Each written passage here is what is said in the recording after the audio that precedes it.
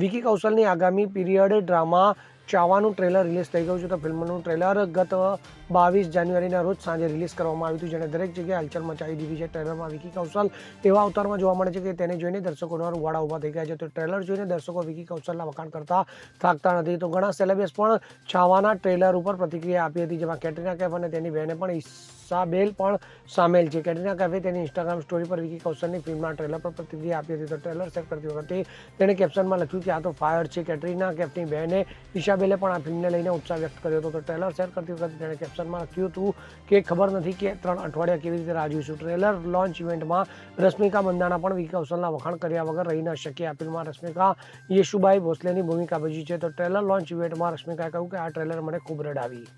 Bureau report, CN24 news. હવે જુઓ દેશ દુનિયાની તમામ ખબરો તમારી આંગળીના ટેરવે.